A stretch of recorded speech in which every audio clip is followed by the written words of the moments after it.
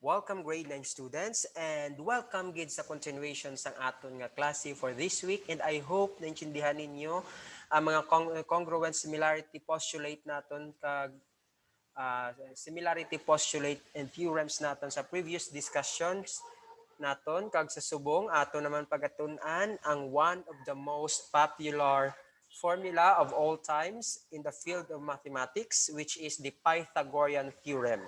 But before we start with our lesson this morning, may I request everyone to close your eyes to have our prayer. Lord Jesus Christ, madamo nga salamat sa blessings nga imo ginhatag sa tagsa-tagsa. Madamo nga salamat sa safety, sa provisions and financial stability sang kada pamilya nga imo ginhatag. Salamat man sa kusog, kabakod kag kaalam kag pagbugay nimo sa amon sa matag adlaw kag sa pagpadayon nga pagpalangga kag pagpatawad sang amon nga mga sala kag sa sala pagid nga amon mahimo kay kabalo gid kami Lord Jesus Christ nga everyday makahimo gid kami sala hindi man lang sa buhat kundi miskis sa amon nga huna-huna. Kabalo kag gid Lord Jesus Christ kung anong amon nga ginapangayo sa kabuhi kag kung hindi namon mahambal ina through prayers ikaw na lamang magapamati sa kung ano ang ginahambal sa amon nga bugos nga tagpusoon. This we ask in Jesus name we pray. Amen. Okay class, our Bible verse of the week, it is still taken from the book of Proverbs chapter 15 verse 13. A merry heart does good like a medicine, but a broken spirit dries the bones. So today, we are going to learn a new topic entitled the Pythagorean Theorem. I know that some of you already familiar, and most of you rather, are familiar of the word Pythagorean Theorem since this is one of the most famous formula nga ginagamit sa aton geometry. So as a brief, tagaan ta lang kamo sang history sang Pythagorean Theorem. So around the 6th century BC, the Greek mathematician Pythagoras, buot silingon si Pythagoras, siya ni ang founder, kag gin-found niya gid ang school for the study of philosophy, mathematics, and science. Many people believe that an early proof of the Pythagorean theorem came from this school. Kaya ang Pythagorean theorem, it is named after Pythagoras. So today, the Pythagorean theorem is one of the most famous theorems in geometry wherein over 100 different proofs now exist. Sobra na sa 100 ka proof ang naga-exist nga gin-prove nila ang Pythagorean theorem. Si Pythagorean theorem, ang buot silingon sina, the square of the measure of the hypotenuse of a right triangle. Ang hypotenuse, amo to sa ginhambal ako nagligad sa inyo, siya ni ang longest leg sang aton right triangle, siya na ang may pinakalaba nga measurement, amo na si hypotenuse. But silingon ang square sina, for example, may hypotenuse ka nga 15, then 15 squared. So ang square sang hypotenuse is equal sa sum sang squares of the measures of the other two sides. Since may duha pa kita ka sides, kag ang sides ginatawag na siya nga legs, ang square sang duha ka sides, for example, may isa ka side nga 3, ang isa is 5. So 3 squared kag 5 squared. So kay sum ang ginhambal, buo silingon, i-plus naton. So kagina sa example, may 15 kita, 15 squared. Then, illustrate sa Pythagorean theorem, mahimo na siya, 15 squared is equal to 3 squared plus 5 squared. That is just an example class, but not kinahanglan ang aton nga kwan should be equal ang measure sa aton hypotenuse. Ang square sa aton hypotenuse equal siya dapat sa square sang sum sang aton nga other two sides. So si Pythagorean theorem class, tandaan that this is only applicable in a right triangle. Hindi ni siya applicable sa any other triangles, isa lang gid, and that is the right triangle. So I hope tandaan nyo gid na. So we have Pythagorean theorem. We have here an example of right triangle. Sa right triangle class, nga sa Pythagorean theorem, wala kita ga base sa aton nga mga measures ang angles, kundi sa sides kita. So the square of the length of the hypotenuse is equal to the sum of the squares of the legs. Sa ini class nga right triangle, amo ni ang longest nga side, ang side C naton, siya ni ang ginatawag naton nga hypotenuse. Buot silingon, ang squared sini niya equal na siya kung i-add naton ang squares sang aton nga duha ka sides, ang side A kag side B. So ang formula diri naton class sa aton nga Pythagorean theorem, amo gini siya class ang formula naton. C squared, buot silingon ang hypotenuse naton, square of a hypotenuse is equal siya sa sum sang square sang aton other two sides or other two legs. So amo ni class ang tandaan ninyo that this is the formula when of Pythagorean theorem. C squared is equal to A squared plus B squared. Kag kung ang ginapangita naman class ang ini nga side, ang side A naton, we have also a formula for that. A squared is equal to C squared minus B squared. Nga nag-minus. Kaya hindi pwede nga mas dako ang aton nga B squared, hindi pwede nga mas madako ang aton nga diri nga side sang sa aton nga A squared. Na dapat equal sila nga duha. Tandaan, kung given ang C kag B kag ang ginapangita ang side A, gamiton ang formula nga A squared is equal to C squared minus B squared.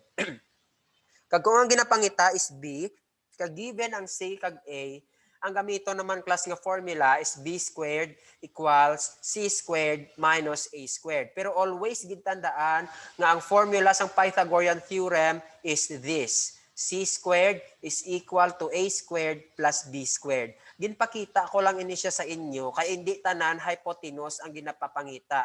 May ara problem ang ginapapangita ang side A, may ara man problem ang ginapapangita ang side B. That is why ginpakita ko sa inyo kung ano ang formula nga inyo pwede gamiton.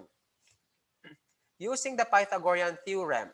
So a Pythagorean triple, bot silingon tatlo. We have tatlo, ari klaso, ang C squared, A squared, kag B squared is a set of three positive integers A. So, tatlo na siya ka positive integers. Wala kita diri gagamit negative integers that satisfy the equation. C squared is equal to A squared plus B squared. So, these are Pythagorean triple or Pythagorean triple. Maintindihan nyo nini siya kung ipadalma nyo gid ang subject nga number theory and aton ang ini siya i-discuss since aton lang ni siya ipahapyaw lang nga pag-intindi kung ano ginatawag nga Pythagorean theorem.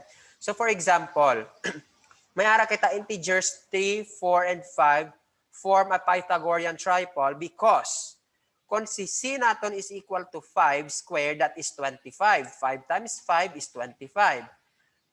3 squared, which is value of A, mahimo na siya nga 9, kay 3 times 3. Plus, ang value ni B, which is 4, we have 4 squared, or 4 times 4, we have 16. 16 plus 9 is equal to 25 also. Therefore, 25 is equal to 25. Amo na class, nga magsiling kita Pythagorean triple, mangita ka integers, nga i-value mo sa C, i-value mo sa A, kag i-value mo sa B, nga kung i-substitute nimo, ma-equal sila nga duha. So damo kita Pythagorean triple. So pwede nyo gina siya nga mahimuan if you have time and interest para mabalaan kung ano pagid ang mga Pythagorean triple para ma-apply kag ma-satisfy ang equation nga C squared equals A squared plus B squared. So we have finding the length of the hypotenuse. Ari na class, amo na ni siya ang aton nga pag-apply sang formula. So find the length of the hypotenuse of the right triangle, tell whether the sides length form a Pythagorean triple. So aton sa dayon identify kung naga-form sa Pythagorean triple. So we have a side here 12 and another side here is 5. So we are going to find the value of C, of the value of X rather. So amo ni siya kagina, hindi bala? So we have the formula hypotenuse squared is equal to leg squared plus leg squared. Since this is just an addition, so don't worry kung diin dira ang unang nga leg nga gamito naton. Kay ari naman kita, so they are associative lang man sa isa kag isa. So pwede nga si 5 dire, pwede man dire si 5, pwede di si 12, pwede man di si 12. Kay kung i-add naton, the same lang man agyapon ang answer. So i-substitute lang na siya naton class. This is the Pythagorean theorem formula. Ang hypotenuse squared is equal to leg squared plus leg squared, or the C squared equals b squared, a squared plus b squared. So substitute lang natin ang values. X natin, hypotenuse is just a value of x. So x squared, kag ang leg natin nga isa is 5 squared plus 12 squared. Then simplify lang by multiplying. So bring down si x squared. So 5 squared or 5 times 5 is equal to 25. 12 squared is 12 times 12 is equal to 144. Then ato na siya dayon i-add. 25 plus 144 is equal to 169. Bring down lang si x squared naton. Paano naton makuha ang aton nga value sang x? Tandaan, squared ang aton exponent. In short, kuhaan naton sang positive square root ang 169. Pwede nyo na siya makalculator, pero tandaan class nga positive or the principal root lang gid ang aton ginakuha. Wala ta ginagamit ang negative nga square root. Always ang positive gid. So we have x equals 13. Because the side lengths is 5, 12, and 13 are integers, they form a Pythagorean triple. Buot silingon, 13 squared is equal to 5 squared plus 12 squared. Many right triangles have side lengths that do not form a Pythagorean triple as shown next slide. So, ari di siya karon. So, note, tandaan naton nga wala sang negative square roots until you get to algebra 2 and introduce to imaginary numbers. Sa aton diri sa Pythagorean theorem, always ginakuha ang principal root or the positive square root. Magsiling ka naman imaginary numbers, dira na naga-include ang mga negative square root kag ang mga complex numbers. So hindi ta pa na sa pag-i-discuss kay complex na siya nga klase sang math. So ma-start kita danay sa aton pinaka-basic. So find the length of a leg. So pangitaon naton ang leg nga ini which is naka-sign siya as the value of x. So find the length of the leg of the right triangle. So this is a right triangle class. Tandaan ari ang akon markings na ginbutang kag this marking naga-represent na siya sa symbol niya as right triangle. Kung ibalis ka doon mo na siya, mabalaan mo gid na siya kag makita that this is a right triangle. So ang solusyon naton gamiton gyapon naton ang aton nga formula nga hypotenuse squared is equal to leg squared plus leg squared, or the c squared is equal to a squared plus b squared. So the hypotenuse, we have here the 14 as the longest. So 14 squared is equal to 7 squared, substitute lang, plus x squared. So ang pangitaon naton ang isa ka leg. So we have 196. Okay class, take note ha. Pwede tato gamiton ang isa ka formula naton nga a squared is equal to c squared minus b squared, or pwede man to ang aton nga b squared is equal to c squared minus a squared. So pwede man naton gamiton ang aton gid nga original Pythagorean formula nga c squared equals a squared plus b squared. Ang ginahimo talaman da class gina-substitute lang man naton. 14 squared is 196. 7 squared or 7 times 7 is 49. And bring down lang si x squared. So 196, aton i-combine like terms si 49. Since positive si 49, i-transpose di siya sa left side, negative 49 na siya. That is why 196 minus 49 is 147. Kag bring down lang si x squared. Para makuha ang aton nga value ni x, kuhaan ta naman sang positive square root. So, pag gingamit to nato nagligad sa simplifying naton ligad nga rational expression, amo naman ni siya ma-apply diri naton. Kaysa ginahambal nakon nga si mathematics, halin kita sa basic hasta sa complex, hindi na sila pwede nga magbulag kay konektado ang tanan nga field of mathematics, halin sa algebra pakadto sa geometry, konektado gid ina siya. So mangita kita factors ni 147 nga ang isa dapat is a perfect square. So may factors si 147 nga 49 times 3 wherein si 49 is a perfect square. perfect square. So, kuhaan ta square root. So, 49, that is 7. And bring down lang ang square root of 3. That is the value of our x. Pwede nyo na siya ma-calculator. Pwede na siya nga decimal ang inyo nga i-answer. Kung decimal gid man ang answer, ibutang na lang ang tanan nga value. No need nga mag-round off para mabalaan gid kung pila ang exact nga value sang aton leg. So in example 2, the side length was written as a radical in the simplest form. So this is already in simplest form. In real-life problems, it is often more convenient to use calculator to write a decimal approximation of the side length. Amo nang ginambal na kung sa inyo nga, i-calculator nyo na lang, kag kung depende sa teacher, kag kung naghambal ko nga i-round sa nearest tens, nearest hundreds, or nearest thousands. Pero much better nga ibutang na lang gid ang tanan nga values ang decimal places para makita gid naton ang aton nga exact value. So for instance, sa aton diri nga example, x is equal to 7 square root of 3, or ang approximation niya sa calculator, gin-round off niya sa nearest tens, is 12.1. So amo lang na siya class ka simple, magkuha kita sang measure sang hypotenuse, measure sang leg. Gamiton talang perme ang formula nga c squared minus a squared plus b squared, kag pwede nyo man to gamiton ang duha ka formula nga gin-provide ko. So muna siyang kagina.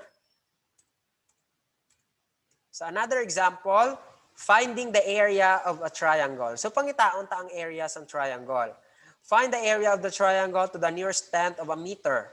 So you are given that base of the triangle is 10 meters but you do not know the height. So wala ta ni nabalaan ang height. So ang aton nga gamiton dire is ang aton naman nga Pythagorean theorem. Since ang ini nga triangle is a right triangle, para mabalaan diri nato ng altitude or ang height sang aton right triangle, gamitan ina siya naton sang Pythagorean theorem to find the value of h. So this is the steps and the solution. So we have here the illustration. Hypotenuse squared is equal to leg squared plus leg squared. So this is the Pythagorean theorem formula. And substitute hypotenuse, we have 7 meters, so 7 squared. Next, since this is 10, so tungaon ta ni siya. Kaya ang aton nga triangle is an isosceles triangle. Therefore, magbutang kita diri altitude or height or the bisector, mahimo ya nga i-divide ang aton triangles into two congruent triangles. So since this is isosceles, then 10 ang ini nga side, this is also 10 sa other side. So i-substitute naton, ang isa ka side dire is 5. So plus h, kaya ang h ang aton ginapangita. So h squared. 7 squared or 7 times 7 is 49. 5 squared or 5 times 5 is 25 plus h squared. So aton nga i-subtract ang 49 kag 25. 49 minus 25 is 24 is equal to h squared or height squared. And kuhaan naton sang square root para makuha ang value ni h. So kuhaan tala ang positive square root. So pwede mo na ni sa class nga i-calculator kay since this is not a perfect square, so decimal na lang ang i-answer. So find the area of original triangle.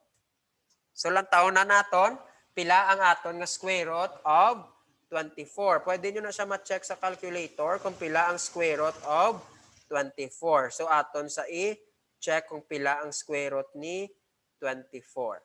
So square root of 24 is equal to 4.8989 and so on. So since ang aton nga diri kagina, nearest tenth lang ko no. So ang square root of 24 is 4.9. So i-check ta na siya karon sa original gid nga formula kung paano kwaon ang area of a triangle. So as we all know that okay, wait lang. So we have 24 here. So find the positive square root. So now find the area of the original triangle.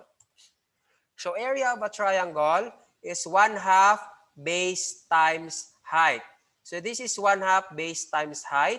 So pasensya gidanay, wait lang kay may some error. Check ko, double check ko lang. Okay, sa diriya klaso, aton lang ginkuha ang height, hindi ang area. So this is just as value of our height. So pagkakuha naton sang height, gingamitan lang ni siya naton sang aton nga Pythagorean theorem. Pero mabalik gid kita gyapon sa original nga equation paano kita magkuha area sa triangle, and that is area is equal to 1/2 base times height. So 1/2 times base naton nga 10, ari ang 10, kag ang height diri naton nga square root of 24.